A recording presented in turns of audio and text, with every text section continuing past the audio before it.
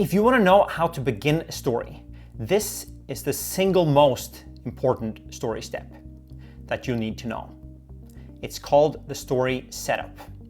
Because the setup phase is where we show the hero's world before the adventure begins.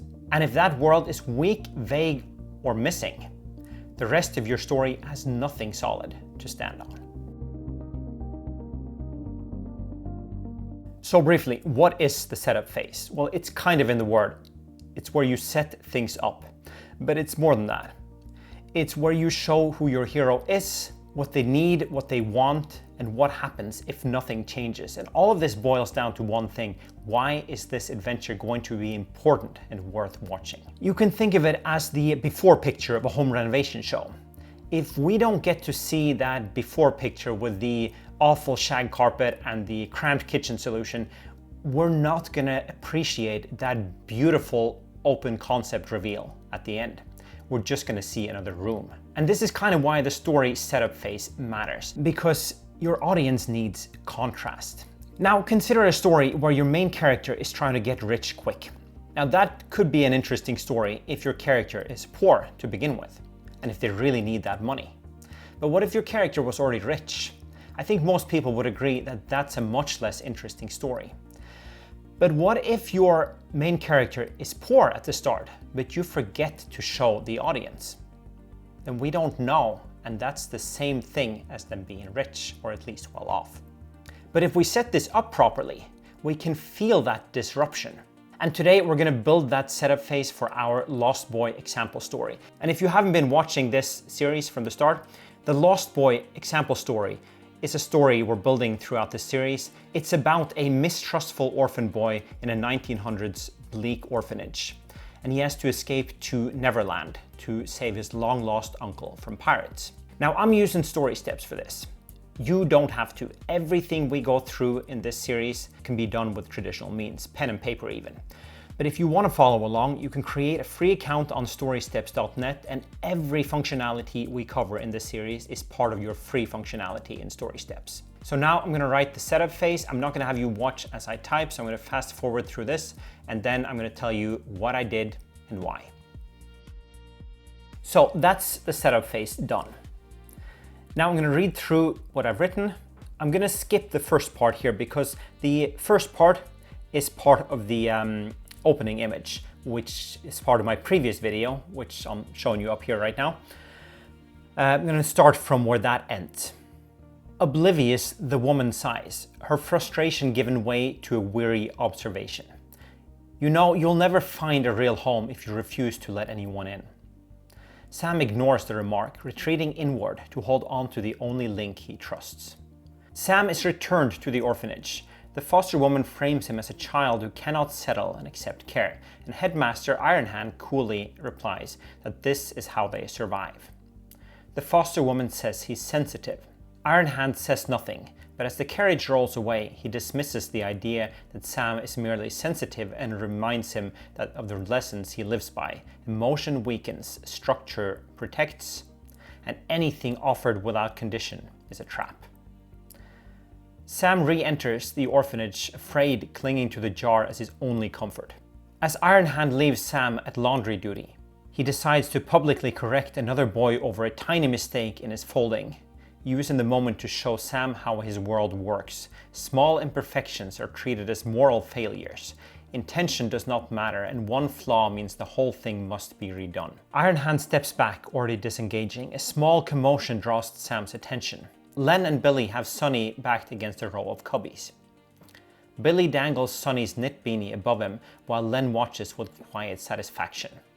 The orphanage matron shifts, about to speak, but Ironhand lightly catches her wrist without taking his eyes off Sonny. If he expects intervention, Ironhand says, he won't learn where he stands. Every system has an order. He can challenge the boy above him, or learn to endure him. He releases her wrist. That lesson will serve him longer than rescue. Sam tells Billy to give it back. Billy glances at Ironhand insecurely and throws the beanie at Sonny. Len quietly threatens Sam with payback. Sam moves past Sonny without waiting for thanks. Sonny tries to follow, but Sam makes it clear he wants to be left alone. During the chores, Sam stays at the edges of the room, sweeping and folding alongside others, but never joining their chatter. When another child drops his wooden toy during chores, Iron Hand frames personal belongings as weakness and has the toy confiscated. Sam realizes his jar is in danger and looks for a place to hide it, but Sonny notices him and Sam abandons the attempt rather than trust Sonny. That night, a dorm inspection nearly exposes Sam's jar, but Sonny creates a distraction that lets him temporarily hide it. Afterwards, Sonny asks why Sam was sent back and what's in the jar. Sam insists his uncle is coming for him and explains that the jar holds hope and that his uncle told him that hope can live in the smallest, darkest places. So that's the setup phase. Now I'm going to go through the 7 steps and I'm going to show you what I've done here and why. So if you're watching this on screen, you'll see that in StorySteps, I have a checklist on the right of my text editor. I'm going to go through those checkpoints and I'm going to tell you where in the text I covered them. So we're going to start with checkpoint 1, show the hero's status quo, relationships, strengths, and flaws. Now, if you look at this, it's got several elements to it: status quo, job, relationships, strengths, and flaws. Let's start with the status quo. Sam is a returned orphan at Blackwell, trapped under Iron Hand's system of discipline, mistrust, and emotional hardness.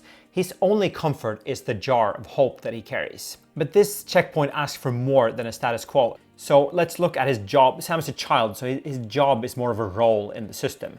So if you look at this one and this one, we show that his job, so to speak, is doing chores at an orphanage. Now, relationships. We establish his relationship here and here. His uncle represents lost hope. Iron Hand represents authority and mistrust. Sonny is a possible friend, and Billy and Len are threats. So what are his strengths? Because that's the next part of this. Sam is observant and brave enough to protect someone weaker. So that you can see as his strengths. Whereas his flaws is that he's closed off. And we show that here. He can help Sonny, but he cannot accept any connection afterwards. If you're going to look at a version of this checkpoint that might fail, let's consider this. What if we showed Sam really sad at the orphanage and that's all we show? This might show mood, but it would not show his role, relationships, and flaws. So yes, this setup does show the status quo. We look at his strengths, his flaws, his relationships, and his job. So we get to check off this. And if you're watching this, you'll see that I'm checking this off physically on a list in StorySteps. That's the beauty of having this list in here, because when then you click into a story phase later, you can see what you've covered, or at least that you think you've covered. When I write, I tend to write without the list. And then I come back and I think, oh, did I actually cover this? And if not, I'll just go back and I'll slip it in later. So checkpoint 2, we're going to introduce or hint at important supporting characters. And why is this important? Well, have you ever watched a movie or read a book where mid-story, your hero ends up in a sticky situation and then some random character just pops out of nowhere and saves them? Doesn't that always feel a bit random or convenient? And it kind of takes us out of the story. Or if suddenly mid-story, some guy jumps out and attacks them, and we've never seen this guy before. Also seems a bit random, doesn't it? But if you set that up earlier in the story, it's like, oh yeah, it's that guy from earlier. So now we accept it because we saw that person earlier, we knew there was a threat. And it's part of the story and we accept it. So in this setup, we introduce or hint at several important figures. First, Uncle Matthew appears in this memory right here. This introduces the emotional center of Sam's hope. So Sam's uncle is not physically present. We introduce him in a memory, but we get to see him, we get to feel what kind of person this was and what it meant to Sam. And maybe we'll see him again. Then we introduce Master Iron Hand right here. And later we do it here. This is an adversarial force in the story. We immediately understand that this is someone that isn't going to help Sam out in a pickle later. He's going to be someone who fights Sam, or at least makes his life difficult. And then we meet Sonny, Len, and Billy right here, and also the matron. And this is efficient because now we're introducing not one, but 4 characters in one single scene. Sonny is shown as vulnerable, and Len and Billy are the bullies. Now the matron shows some instinct to help, so we get an idea of who she is. A weaker version would be if we took this and introduced these characters by saying Sam lived with Sonny, Len, Billy, and the matron at the orphanage as well. Now we know that they're there, we know that they're characters in his life, but they're not really introduced because we don't know who they are, what they do, and how they might impact on the story later. So this version that we have now works because the supporting characters enter through behavior. And this way the audience learns who they are by watching what they do under pressure. So now I'm gonna skip to checkpoint 4. And the reason I'm doing that is because checkpoint 2 and checkpoint 4 are actually really related. Because it's plant-specific setups that'll pay off later. When we introduce supporting characters, we often also plant setups. And this is where setup and payoff becomes important. A payoff without a setup, again, can feel random. And that doesn't just go for people, but also for situations and for items. So in this setup, we plant several important things. First, the jar right here. He takes out a small stone jar and presses it into Sam's hand, saying it contains hope. Then tucks an identical one into his own coat. That sets up a number of things, but it sets up the jar, and it also sets up that we now know that his uncle has another one. That may become important later. Then we reinforce it here in the carriage, and this tells us the jar matters emotionally and possibly also magically. Second, we have a confiscation rule. That's a situation that we're setting up because now we know that the jar is in danger. So not only do we know that the jar is important, but we kind of know that it has to be protected or something bad will happen to it. We also set up Sonny as a possible ally because of that fight scene we talked about earlier. In the same scene right here, we show that Len is a future threat. And then we show Sam's emotional pattern. Sonny tries to follow, but Sam makes it clear he wants to be left alone. So that sets up Sam's central problem in the story. He can help someone, but he cannot accept any closeness afterwards. He's completely closed off. So how could we fail this list? Because to me, it's just as important to see how would this fail as how can it pass? Because how would I know then if my story fails a test, if I don't know what failure looks like? So, for example, if the jar appeared once, but no rule threatened it, it would feel a lot less active, wouldn't it? If Sonny was only bullied, but never helped Sam afterwards, he would just feel like a random victim. It wouldn't feel like this is setting anything up. And if Len threatened no consequences afterwards, we'd feel like this was just a random situation. But now we know that there's a looming threat. So there are a number of ways you could misstep here, or that you could make it weaker. So try to make the strongest version of this checklist in your story. Checkpoint 3. I'm going to go back to that one now. This is where we show what the hero wants and what they actually need. So the want is a conscious goal. That's what the hero thinks they want and the thing that they are actively seeking out. The need is a more deep emotional need, something that the hero is unaware of at the beginning of the story. This one is important in the story setup because this is the one thing your hero has to resolve for the story to be able to end. So Sam thinks he wants his uncle to come back. That's his want. We see that in the memory right here. And then at the end of the setup, Sam actually says it directly. Sam insists his uncle is coming for him and explains a jar holds hope. That's Sam's conscious want. But we also plant Sam's need, and it's all in this one line right here. You know, you'll never find a real home if you refuse to let anyone in. And his reaction proves this problem. Sam ignores the remark, retreating inward to hold on to the only link he trusts. From this, we can show that his want is, I want my uncle to come back and get me.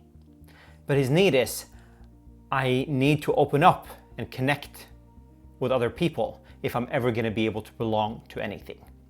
So let's look at a version that would fail this checkpoint. Let's consider if we showed that Sam wants his uncle to come back, but we don't show any deeper emotional need. Then the story is suddenly about finding a missing person and not about finding a sense of belonging. So it becomes a very different story. And it could be an interesting story, but the better stories tend to also have a deep-seated need in your character as well. And we're actually going to come back to that a little bit in the next video, because this is also the theme stated moment that is part of the setup. We're going to talk about it in the next video. All right, checkpoint 5. We're going to give the audience a reason to like or care about your hero. And most people know that your character needs a flaw for us to be able to relate to them on a human level. But an area that's often overlooked is that we also need a reason to like your character. They need to have some likable qualities, things that we appreciate and we want. Same things that we have more or less when we choose our friends. And it's not the same for everyone, but there are 9 points, and you're gonna probably recognize that some of them are important to you as well. And I have my own video on that that's called The Unfolding Traits. They're adapted from Eric Edson's Story Solution. And if you want to look at that video, I've got it up on the right side of the screen right now. Now, unfolding is an acronym where each letter stands for a particular character trait that makes us like or care about your character. So first, unfair injury. We'll see that in here where the foster woman shifts the blame towards Sam.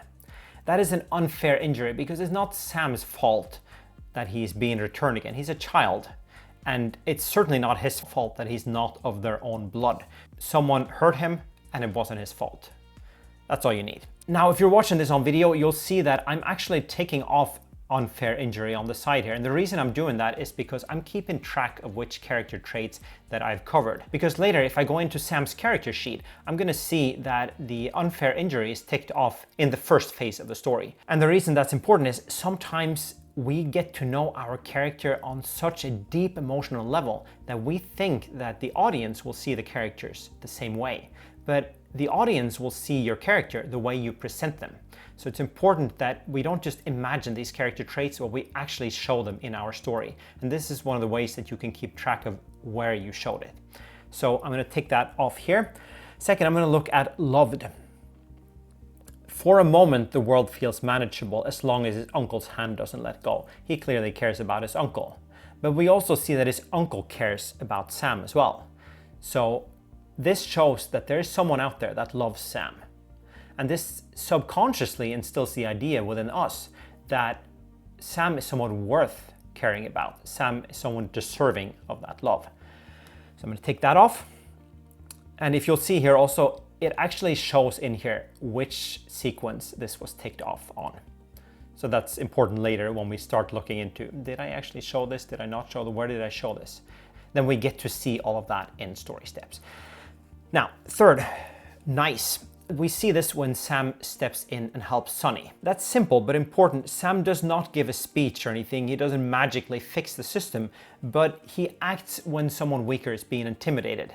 And more importantly, he's nice under pressure because he knows that there will be consequences to this, but he does it anyway.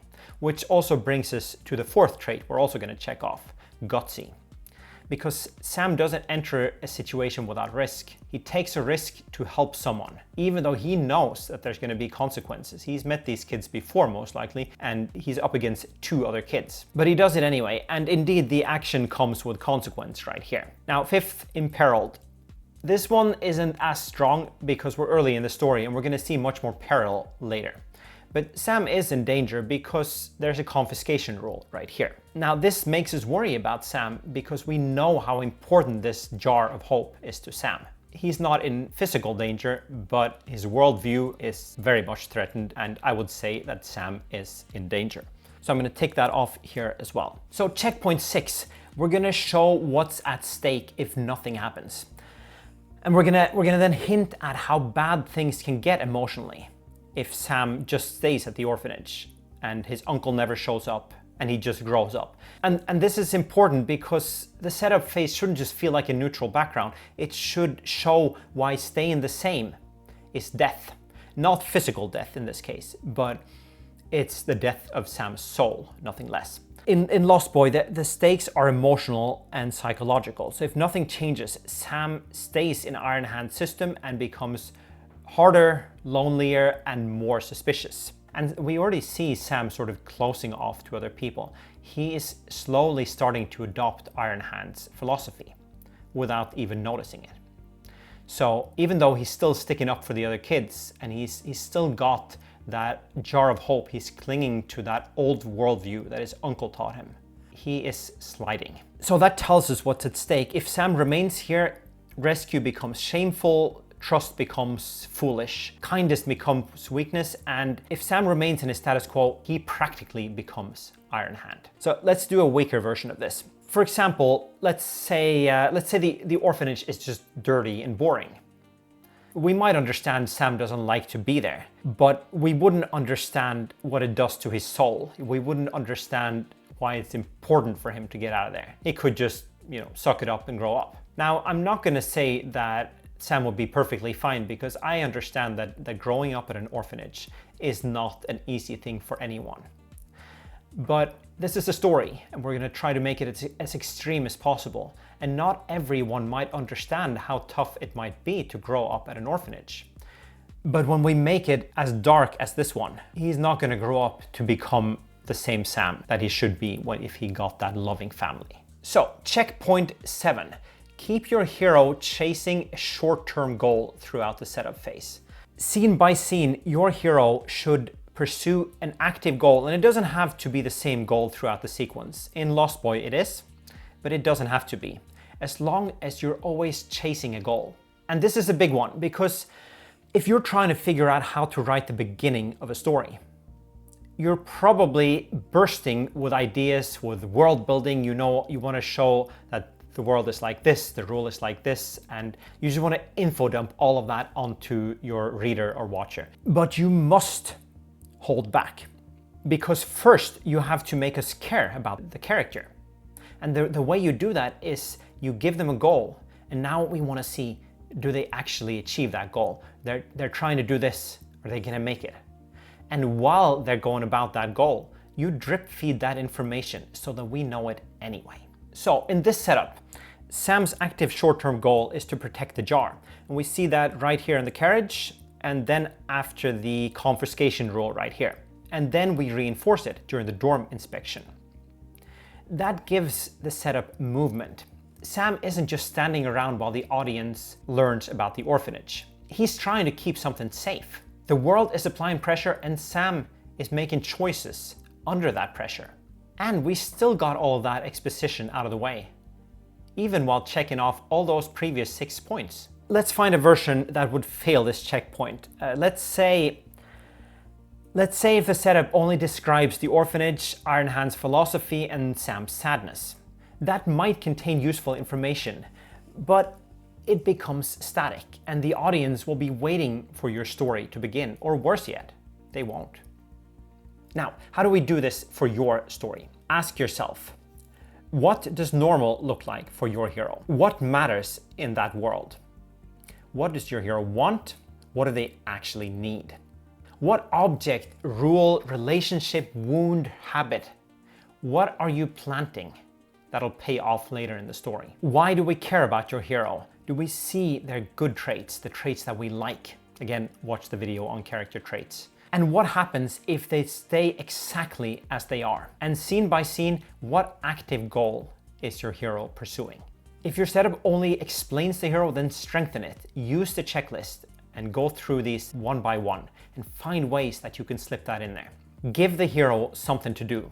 Put pressure on something they care about. Let the audience learn who your hero is by letting them act under pressure. This is what turns a basic opening into a functional story setup. And this is where StorySteps can be useful, because if you are writing a story and then afterwards it feels a bit vague and you don't know where it's failing, then you have this checklist on the side and you don't have to use it all.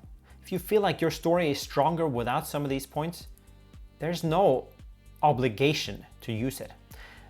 But if you have it and you feel like your story is vague, you can apply it to make your story stronger. And some of you might think that this makes your story mechanical and it's like your reader can feel the strings being pulled.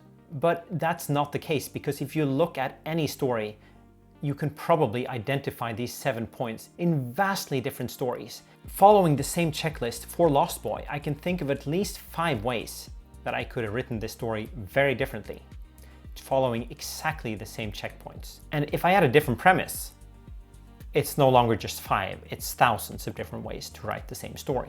And I believe that given different unique premises like yours, there are millions of ways to tell an effective story using these 7 checkpoints.